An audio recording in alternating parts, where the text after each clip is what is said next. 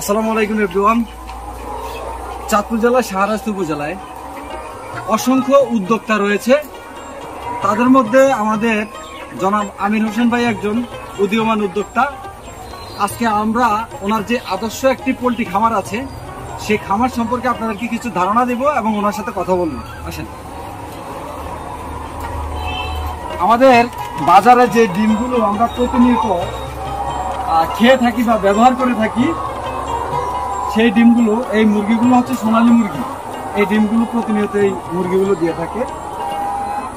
এই শিল্পে আপনারা জানেন যে কম বেশি লোকসানের মুখে, আপনারা জানেন যে এই শিল্পতে কম বেশি লোকসানের মুখে পড়তে হয়, কারণ এটা অনেক চ্যালেঞ্জিং একটা পেশা।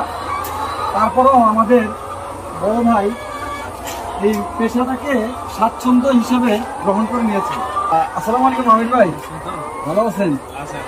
ভাই আমি তো আপনার খামার দেখে খুবই অভিভূত, খুবই ভালো লাগতেছে আমার কাছে। আমাদের এই প্রত্যন্ত অঞ্চলে এত সুন্দর একটা মানসম্মত খামার আপনি দিচ্ছেন, এই জন্য আপনাকে অসংখ্য অসংখ্য ধন্যবাদ। এই খামার সম্পর্কে আপনার স্বপ্নের কথা বলবেন, আর পাশাপাশি কেউ যদি নতুন উদ্যোক্তা হতে চায় তাহলে তাদের ব্যাপারে আপনার পরামর্শটা একটু বলবেন। এই খামারের উদ্যোক্তা হিসাবে বলতে গেলে আমরা তো গেলে অনেক লাখ টাকা ইনভেস্ট করি, ঠিক আছে? ইনভেস্ট সময় আমাদের যে ডিমের রেট পাওয়ার কথা ওইভাবে ডিমের রেট পাই না। আর যেভাবে খাদ্যের দাম কমানোর কথা, খাদ্যের দাম অতিরিক্ত খাদ্যের দামটা অতিরিক্ত। আমরা এই কারণে আমরা ব্যবসায়ীরা এখনো ভালো কিছু করতে পারিনি, ঠিক আছে? এই কারণে আমরা সরকারের কাছে চাচ্ছি যেন খানার দাম এমনকি ডিমের রেটটা যেন একটা নির্ধারণ করে দেয়, যেন আমরাও বাঁচি, খামারিরাও বাঁচে।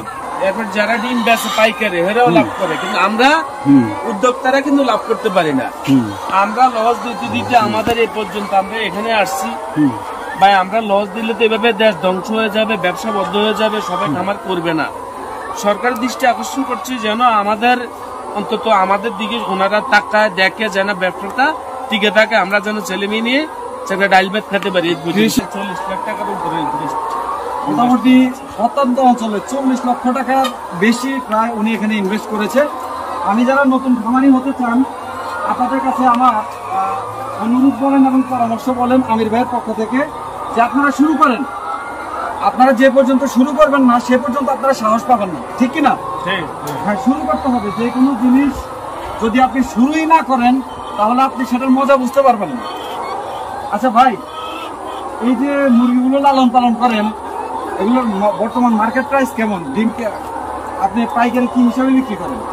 পাইকারি তো ভাই এটা কোনো রেট নেই। এটা একবার ডিমে আজকে দেওয়া যায় 8 টাকা 50 পয়সা, কালকে দেখা যায় ডিম আপনার 9 টাকা। মানে মার্কেট আপ ডাউন করে। আমরা কোনো খামারিরা ভালো অবস্থানে নাই।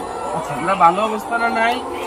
আমরা তো একটাই বললাম ভাই, সরকার যদি আমাদেরকে দেখে, এখন কি আমার শাহরাস্তি উপজেলা স্থানীয় অধিদপ্তর ওনারা যদি আমাদের একটু দৃষ্টি আকর্ষণ করে, আমাদের খামারটা একটু পরিচালনা দেখে, তাহলে আমরা উপকৃত হতাম, ঠিক আছে? আমরা লাভবান হতাম, আমরা খামার আরো বাড়াইতাম। দেশের যে খাদ্য চাহিদা, ডিমের পুষ্টি, এগুলার থেকে মানুষ অনেক উপকার পাইত, ঠিক আছে? আচ্ছা, আপনার কথাটা মূল্যবান কথা। এটা হচ্ছে কর্তৃপক্ষের দৃষ্টি আকর্ষণ করছি আমরা। আর এই যে মুরগিগুলো, এগুলোর জীবনকাল কত, মানে হচ্ছে কত বছর বা কত মাস পর্যন্ত ডিম দিয়ে থাকে? এটা হলো 18 মাস ডিম দেয়। 18 মাস? কতদিন বয়স থেকে ডিম দেওয়া শুরু করে? এটা ডিম দেওয়া 6 মাস বয়স থেকে। 6 মাস বয়স থেকে 18 মাস পর্যন্ত ডিম দিয়ে থাকে এই মুরগিগুলো। আচ্ছা, এই বাচ্চাগুলো আপনারা কি নিজে উৎপাদন করেন নাকি আপনারা কানেকশন করেন? আমরা নিজেই উৎপাদন করি, নিজেকে বড় করি, নিজেরা মুরগির খাবারটা মূলত এখানে কি কি মিক্স করা হয়েছে? এখানে আছে মিষ্টি পাথর আছে, বিভিন্ন কেমিক্যাল আছে, অনেক কেমিক্যাল এগুলোর মধ্যে আছে। এটা কোম্পানি তৈরি করে, আমরা কোম্পানির ইউজ করতে হয় না, কোম্পানি থেকে পিঠা। এই ব্যবসা থেকে আপনি যদি সীমিত লাভের কথা বলি তাহলে বছর শেষে একজন উদ্যোক্তা কত টাকা লাভ করতে পারবে বলে আপনি আশা করেন?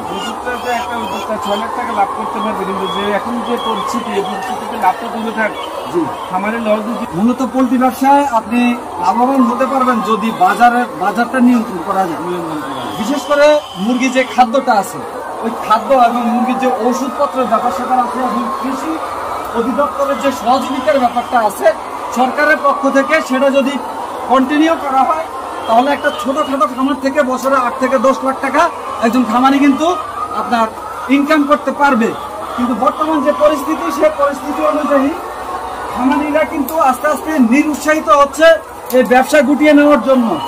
কারণ কিন্তু একটাই, আমি আমির হোসেন ভাইয়ের সাথে কথা বলে যেটা বুঝতে পারলাম, কারণ কিন্তু একটাই, সেটা হচ্ছে একমাত্র খাবারের দাম এবং যে এই সেট আপগুলো যে ব্যাপার স্যাপার আছে, এখানে যে ইনভেস্টটা আছে মুরগি ছাড়া, এই জিনিসগুলো যদি আস্তে আস্তে কমানো হয় তাহলে ব্যবসায়ীরা কিন্তু, খামারিরা কিন্তু আস্তে আস্তে খামার আরো বৃদ্ধি করতে পারবে, আরো সম্প্রসারণ করতে পারবে।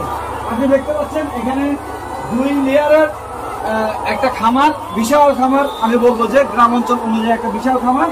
আলহামদুলিল্লাহ খুবই পরিচ্ছন্ন, সাজানো গোছানো। আমার ভাই এখানে প্রায় 40 লক্ষ টাকার উপরে ইনভেস্ট করেছে। এই 40 লক্ষ টাকা ইনভেস্ট করে যদি তিনি এখান থেকে 60 লক্ষ টাকা বের করতে পারতো, তাহলে হয়তো তিনি আরেকটা খামার দিতে পারতো, ঠিক কিনা ভাই? এটার জন্য আমাদের কৃষি সম্প্রসারণ অধিদপ্তর এবং আমাদের বাংলাদেশ সরকারের কাছে অনুরোধ থাকবে যে আপনারা এই প্রতিষ্ঠানগুলোর দিকে একটু নজর দিবেন। প্রিয় দর্শক, আপনাদেরকে আমি বলে রাখি, আমি এখন আছি চাঁদপুর জেলার শাহরাস্তি উপজেলার রাগুই 2 নং ওয়ার্ডে মৌলভীবাজারের অপোজিটে আমির পোল্ট্রি ফার্ম বা খামার, তাই তো? আমির পোল্ট্রি ফার্ম খামার, যেটা সোনালী মুরগির খামার, ডিম পাড়া লেয়ারের, মূলত লেয়ারের খামার। আপনারা যদি এখান থেকে কেউ মুরগি নিতে চান, আপনারা স্ক্রিনে দেওয়া নাম্বারের সাথে যোগাযোগ করতে পারবেন। আপনারা এখান থেকে ডিম সংগ্রহ করতে পারবেন সুলভ মূল্যে, বাজার থেকে কিছুটা হলেও আপনাকে কমে দিবে। এই শাহরাস্তির যে মার্কেট রয়েছে, সেখানে আপনি এখান থেকে যথেষ্ট ডিম সাপ্লাই দিতে